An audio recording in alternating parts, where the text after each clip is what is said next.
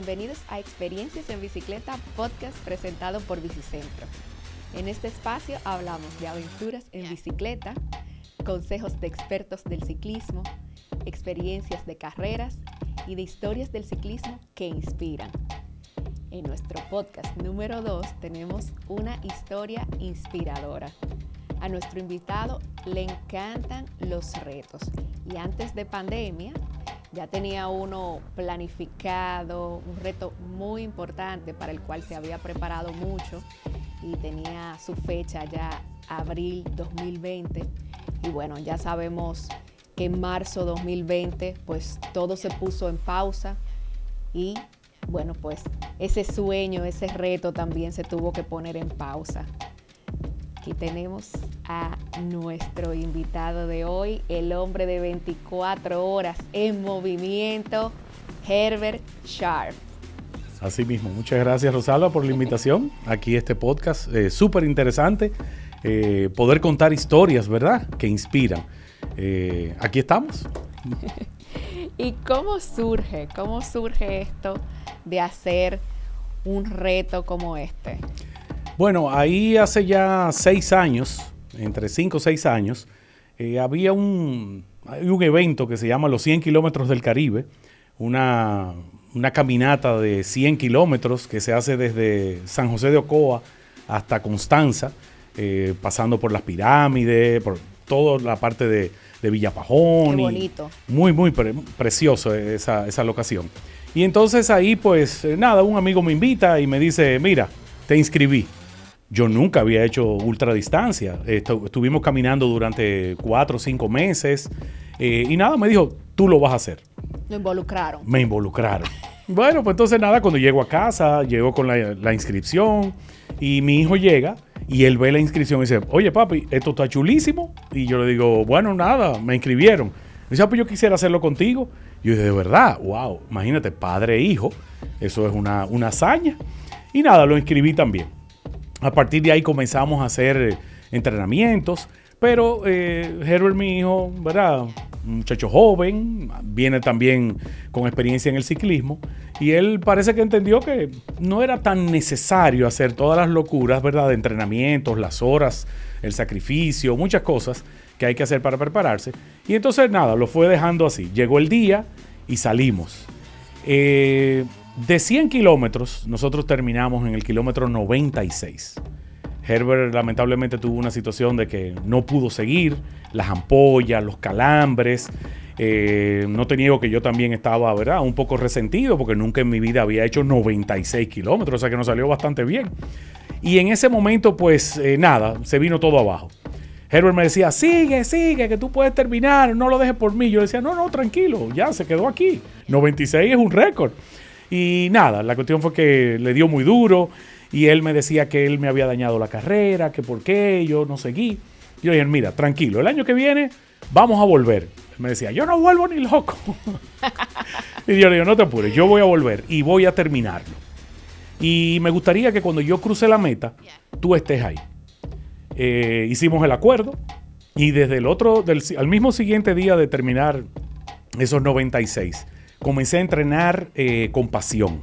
O sea, comencé a entrenar con disciplina, siguiendo protocolos, o sea, preparándome para realmente poder hacer una buena participación. Básicamente nunca en mi mente estuvo ganar esa competencia. Más bien era demostrarle a Herbert de que no hay nadie en este mundo que pueda decirte que tú no eres capaz de hacer algo. Y por eso le dije, tú vas a estar en la línea de meta y cuando yo cruce te voy a decir algo al oído. Y efectivamente, él estuvo ahí, yo pude terminarlo. Recuerdo que me tomó casi 21 horas hacerlo. Y cuando nada, nos abrazamos, lloramos y él me decía, ¿qué era lo que tú me ibas a decir? Y yo le dije, eso mismo. No hay nadie en este mundo que sea capaz de decirte que tú no puedes hacer algo. Todo involucra disciplina, sacrificio, y cuando eso tú lo incorporas en tu estilo de vida, porque no es solamente por una carrera, es la vida entera. O sea, la vida es eso, sacrificio, disciplina, entrega, y entonces las cosas se logran. A partir de ahí, pues bueno, nada, nos inscribimos al año siguiente, y siempre con la meta de bajar el tiempo. Nunca estuvo en nuestro horizonte el ganar. La victoria es efímera, la victoria dura lo que dura un aplauso en un podium. pero ya después todo lo que tú aprendes de las experiencias es lo bonito. Y nada, durante los últimos 4 años estuvimos ganando la competencia, mejorando los tiempos, y entonces es ahí cuando, ¿verdad? En algún momento nos sentamos y nos juntamos a hablar de qué interesante sería como hacer algo distinto, ¿verdad? Como hemos dicho, gente ordinaria haciendo cosas extraordinarias. Y ahí entonces es cuando surge lo de por qué no hacer una locura, este reto de los 100 kilómetros caminando y los 120 en bici. Y entonces ahí, como bien tú dijiste, vino la pandemia en el 2020 y se echó todo a perder, pero el sueño quedaba ahí. Y entonces lo avivamos este año otra vez gracias a Bicicentro. Y qué mejor regalo, ¿verdad? En su 74 aniversario que hacerlo con una locura como esta. Y se logró, ¿eh? Claro, lo logramos. Todo un equipo trabajando juntos, de la mano, todo el apoyo. Pareciera fácil, pero realmente es retador. Involucra mucho de la mente. Te diría que es más un reto. Mantenerse 24 horas en movimiento es más un reto de la mente que del cuerpo. El cuerpo llega un momento que entra como en automático. Si ya tú lo has entrenado, si vienes desde tiempo haciendo el ejercicio. Pero la mente es la que es traicionera. Entonces es la que uno tiene que entretener. Tú le das un chin de música, ¿verdad? A lo largo del trayecto. Le pones pensamientos positivos. Hay muchas imágenes. Cada vuelta que hacíamos de las 31 que se hicieron en el Parque Central de Santiago, cada vuelta tenía un significado, por qué la hacíamos. Y entonces eso nos ayudaba a pensar alrededor de la vuelta en eso. Y se hace con mística. Eso es lo bonito, cuando las cosas tú puedes conectarla de lo que tú sientes con la realidad que te rodea. Y es lo bonito, realmente. Qué bien, qué inspirador realmente.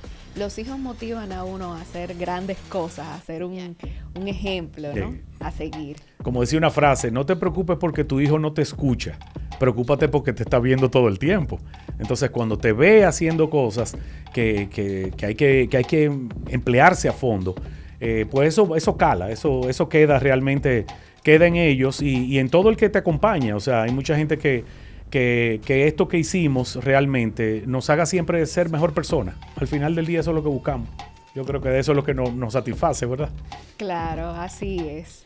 ¿Y cómo fue esta preparación para lograr estas 24 horas de movimiento? Bueno, estamos hablando de 5 años de entrenamiento fuerte. Estamos hablando de cerca de 2,000 kilómetros al año en ejercicio combinado. No solamente caminar, sino también hacer la bicicleta, que era una parte importantísima. Uno puede pensar en el triatlón, si nos damos cuenta, se inicia nadando. Después entonces pasas a la bicicleta y terminas con la carrera a nivel de maratón. Aquí lo hicimos al revés. Y créeme que es tan interesante como el cuerpo, cuando tú lo sometes a una caminata de 19 horas, que fue lo que duramos caminando, 19 horas exactas, y después tú lo montas en una bicicleta, la bicicleta viene a ser como un descanso. No así en el triatlón. En el triatlón, cuando tú sales del agua, la bicicleta entonces se convierte en un reto mucho mayor, porque ahora hay un complejo de músculos que no estaban trabajando en la natación, que se van ahora a mover y después van a ser súper utilizados en la maratón. O sea, fíjate que ahí es todo como un esquema. Entonces, todo eso se entrena. Esos kilómetros que tú haces combinados, hacíamos entrenamientos, fondos. Los fines de semana hacíamos fondos de 30, 35 kilómetros caminando. Durante la semana siempre hacíamos 1 hora diaria, con un día de descanso, los lunes. Después, martes, miércoles, jueves y viernes, 1 hora de caminata, 6 kilómetros en 1 hora. Esa es la velocidad y el tiempo promedio en distancia que tú buscas para ir acomodando tu cuerpo a que él está acostumbrado a siempre caminar.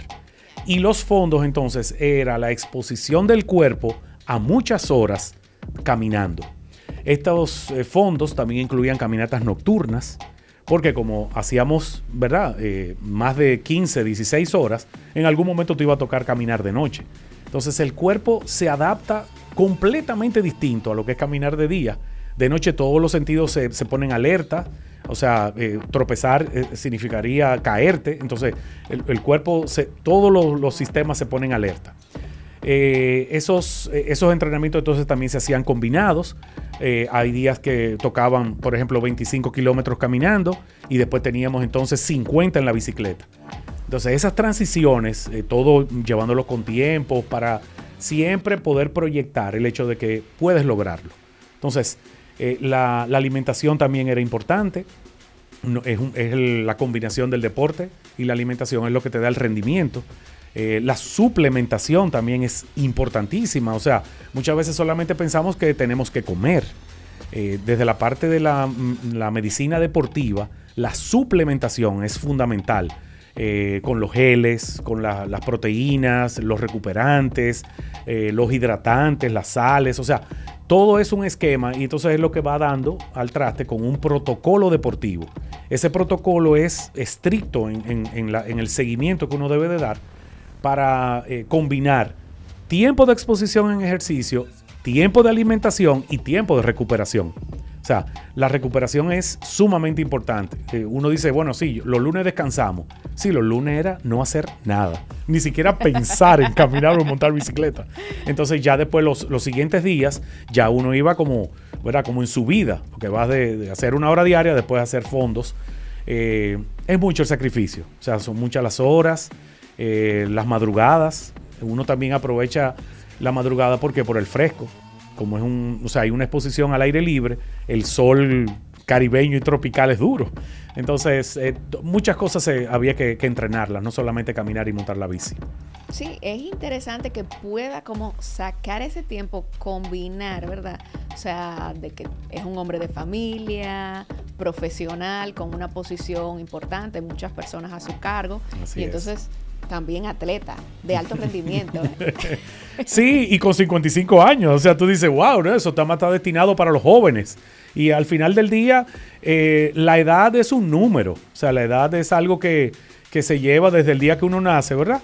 Y uno lo carga hasta el día que muere. Entonces, hay veces que uno tiene que, como decía un cantante por ahí, hay que darle vida a los años. Entonces, la vida a los años se la dan los sueños. Y yo creo que toda persona que practica un deporte lo hace buscando algo. O sea, nadie se monta en una bicicleta, ¿verdad? A hacer horas, a maltratarse. No, por algo está haciendo lo que está haciendo. Entonces, esa es la parte importante, que cada quien tiene que encontrar qué lo mueve, por qué hace algo, por qué quiere lograr algo y en qué te va a convertir eso cuando tú lo logres. O sea, porque si lo que te llena es ¿verdad? De un carácter egocéntrico o te da soberbia, pues entonces eso que estás haciendo no te está ayudando a ser una mejor persona. Entonces, ahí es donde hay que calibrar. O sea, pero sí, el sacrificio familiar es fuerte. Yo, gracias a Dios, mi familia se incorporó conmigo en la parte de los entrenamientos. O sea, ya era ya mandatorio el hecho de que yo estoy entrenando, también la familia se va a entrenar, me acompaña, los amigos cercanos también. Y eso es lo que hace bonita esa dinámica, porque al final del día caminamos por la salud, ¿verdad? No es por buscar un reconocimiento, pero esa salud ya te va llevando a tu querer hacer más, querer buscar otras cosas que sirvan de inspiración. O sea, en estos tiempos nos hacen falta gente que nos inspire. Definitivamente. La verdad es que fue muy bonito ver cómo toda la familia estaba ahí apoyándole. También ellos se merecían un trofeo. No, el trofeo es de ellos. De las 24 horas. El trofeo es de ellos. Dedicado, ¿verdad? Es así. Claro. Nada se hace solo. O sea, tú sabes, en momentos cuando terminábamos una vuelta y ya yo veía la carpa, Scott, que estaba allá al final, yo decía, ahí está mi gente. O sea, ahí puedo encontrar resguardo en la parte médica. El doctor Benjamín Payano, una figura importantísima en este gran reto, en este gran proyecto que nos fue preparando a nivel interno, ¿verdad? Para poder asumir lo externo de este reto. Estuvo pues mi esposa Francesca, estuvo Mariane y su novio Christopher, que son médicos también. O sea que había un equipo médico que estaba dando todo ese soporte y realmente es bastante reconfortante el tú saber de que mientras tú estás haciendo tu parte, también hay otras personas que están haciendo otras cosas que son parte de todo ese gran conglomerado de actividades que dan al traste con poder tú decir que lograste algo. Así mismo pasa en la vida. En la vida es así, o sea, la vida, uno no se imagina la cantidad de personas que están rodeando a uno, que muchas veces nadie se las imagina y están ahí y son figuras claves. Están siempre, ¿verdad? Como en tramoya, detrás de la cortina, mientras tú estás haciendo tu actuación. Todo lo que pasa detrás, y eso pues, de verdad que me llena de mucho orgullo el poder decir que cuento con mucha gente que se tomó este reto también como de ellos y nos dio ese apoyo y esa ayuda, de verdad que inmerecido, pero muy satisfecho de verdad por todo ese apoyo. No, para nosotros fue realmente un privilegio acompañarle y formar parte de este reto. Yo fui testigo de esas 24 horas ahí. Yo estaba ya al punto de las lagrimitas cuando completamos. Bueno, cuando completaste. Pero... No, cuando completamos. Yo recuerdo que en un momento yo te dije, wow, tantas veces me ha tocado a mí tener el micrófono en la mano en eventos donde yo te he visto competir a ti, donde yo he visto a mucha gente competir las actividades de Bicicentro, y yo decía, wow, y ahora es a mí que alguien me está narrando, o sea, alguien a mí que me están hablando, y eso de verdad que es una alegría que uno muchas veces describirla sería conectar con los sentimientos, y por eso vienen las lagrimitas. Es así, es muy así. chulo. ¿Y cómo viene eso de ser coach? ¿Cómo surge esa idea? Bueno, yo hace ya 3 años, cerca de 4 años, decidí estudiar psicología, mención clínica, como parte de conocer el ser humano. Siempre me ha gustado trabajar con gente, es mi pasión, o sea, estar siempre en los trabajos que me ha tocado comandar y dirigir. Siempre ha habido mucha gente. Entonces, como que, wow, un día dije, bueno, vamos a estudiar un poquito de psicología para ponerle algo de academia, ¿verdad? A lo que es un simple sentir o algo que se te da de manera normal.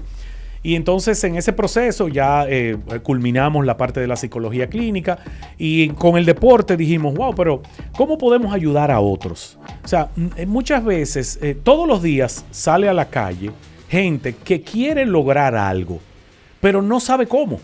Entonces hay mucho esfuerzo desperdiciado.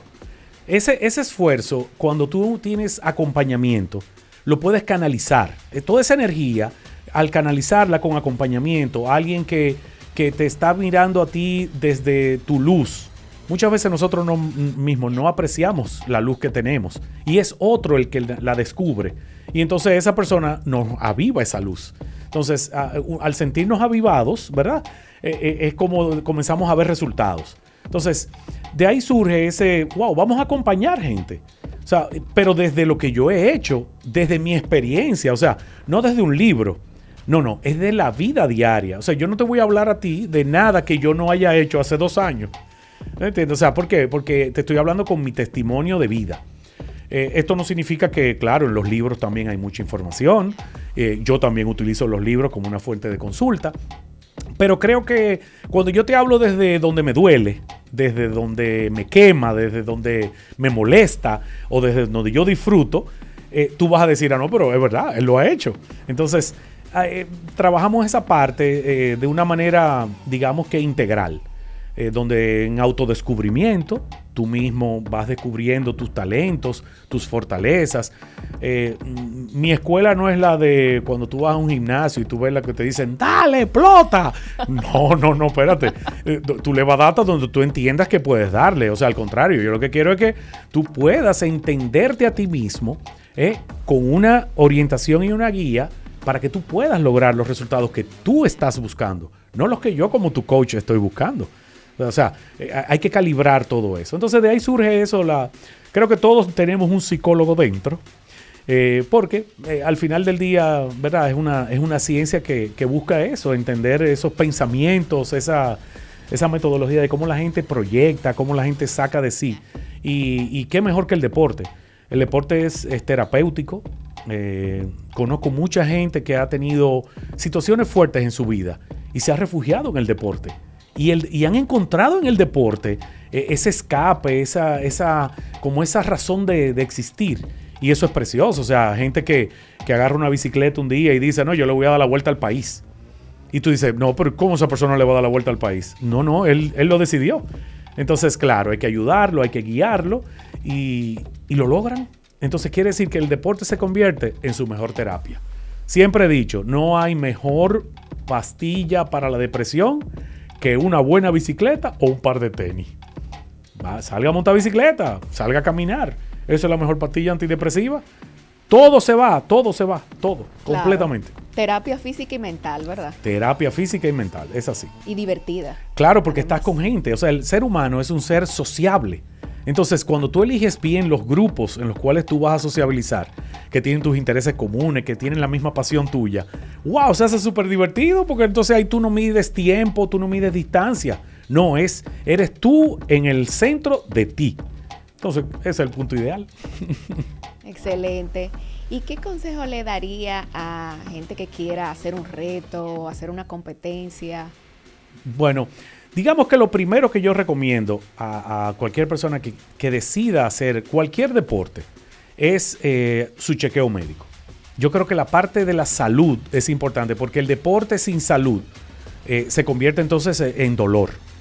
Y ese dolor puede llevarte inclusive en últimas instancias a perder la vida porque estás haciendo algo completamente fuera de tu capacidad en ese momento. La capacidad del ser humano es ilimitada. Pero tiene momentos, entonces hay que irla desarrollando y hay que irla entrenando. Entonces lo primero es su chequeo médico. Por lo general es importante uno hacerse un chequeo médico una vez al año.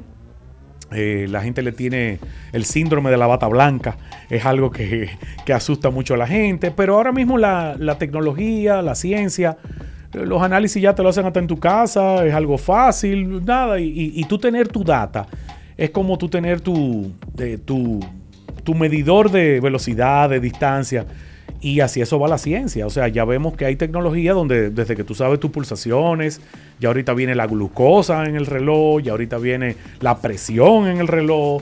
Todas esas cosas van a venir porque la tecnología nos está ayudando a eso. Entonces, la parte médica lo primero. Lo siguiente es siempre busca a alguien que te pueda orientar. He visto mucho, por ejemplo, en la práctica del ciclismo. Hay personas que un día salieron a montar, les gustó, inmediatamente compran una bicicleta y ¿dónde ahora el próximo reto? No, vamos allí. No, pero yo quiero ir allá. No, porque ir allá amerita años de preparación. Entonces, hay que calibrar, ¿verdad? Esos grupos en los que uno se mueve, hay que calibrarlos, porque no todo el mundo está desde primera instancia habilitado para hacer grandes cosas. El ser humano le gusta el inmediatismo. Entonces hay que calibrar eso. Yo utilizo mucho una frase que me encanta, que dice que la prisa no es elegante. Entonces, calma. O sea, sí, todo se logra, pero uno también tiene que establecerse esas expectativas. Pasa mucho ahora en los principios de año. Tú ves que todo el mundo va a hablar inglés, se va a inscribir en la universidad, va a bajar de peso.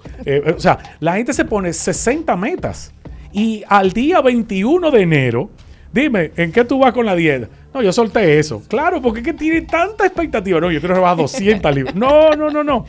Pártelo. Crea esos esquemas pequeños para que tengas micro victorias. Cuando tú comienzas a sentir que tú estás triunfando constantemente, eso te motiva.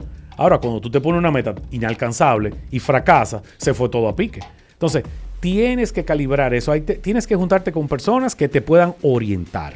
Entonces, ahí entra el coach, ahí entra los mentores. O sea, hay muchas personas. O sea, hay gente que no necesita ser psicólogo para poder establecerte una rutina de montar bicicleta. Tú puedes perfectamente, si yo decido meterme en el mundo de la mountain bike, tú puedes perfectamente crearme un programita porque tu experiencia a ti te ha funcionado. Y a mí también me puede funcionar, pero tú no me vas a decir, no, vete al Pico Duarte de primera en una mountain bike. No voy a llegar. No. Entonces, tienes que hacer eso.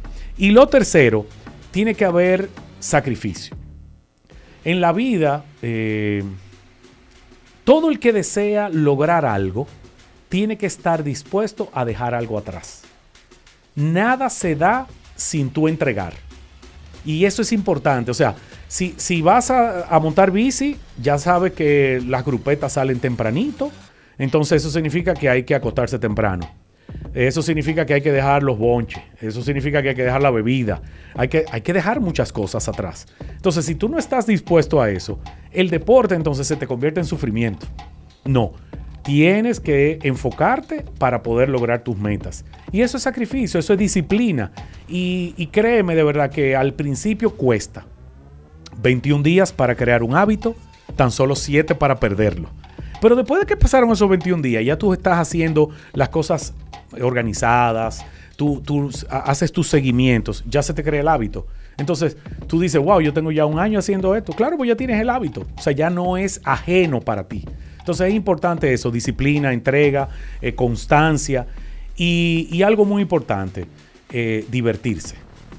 Cuando tomas retos o cuando tomas entrenamientos en bicicleta, caminando, en el deporte que elijas, si tú no lo disfrutas, entonces se convierte en un trabajo. Y entonces ya como que cambian las cosas. Y uno no se da cuenta. Al final del día, tú dices, ¿y por qué estamos montando a las 6 de la mañana? Dice, no, yo no sé, porque yo tengo que estar haciendo esto. Ok, ¿por qué? O sea, tiene que haber un sentido. Y ese sentido es el disfrute. Si no se disfruta, no se aprovecha como uno realmente lo debe de sentir y de disfrutar. Excelente. Bueno, pues muchas gracias por acompañarnos. Una historia súper inspiradora y para empezar el año ideal, ¿verdad? Para empezar el año en salud, con propósito, porque eso es lo más importante, ¿verdad? Así es. La salud y la bicicleta tiene esa ventaja de que es salud divertida, como digo yo. Claro, o sea, tú tener salud pedaleando, eso es ideal. Entonces, siempre recuerden, hacer cosas extraordinarias lleva mucho de lo que tú sientes. O sea, tú puedes hacer cosas extraordinarias simplemente levantándote todos los días y montando 2 horas de bicicleta. Eso es extraordinario. Porque en un mundo que no hace mucho ejercicio, en un mundo que vive tan rápido, con tanta prisa, el tú poder darte ese lujo es ya hacer algo extraordinario. Entonces, disfrutarlo. Paso a paso, la vida es larga. Y lo importante es que lo que hagas siempre te lleve a ser mejor persona. Así es. Ese tiempo hay que sacarlo, ¿verdad? Eso es de uno. Hay que ponerlo en agenda ahí, así como uno pone el trabajo en agenda. Montar bicicleta esta tarde. Egoísmo sano. Claro, porque es que, ¿verdad? Así es, así es. Bueno, muchas gracias. Gracias a ustedes, de verdad, por todo el apoyo y nada, incondicional de Bicicentro para todo lo que necesitemos en lo adelante. Y de verdad que una experiencia que el Challenge Bicicentro pueda convertirse, ¿verdad?, en algo que otros quieran hacer y veamos otras cosas extraordinarias también. Uno nunca sabe. Sí, excelente. Bueno, esto fue Experiencias en Bicicleta, presentado por Bicicentro.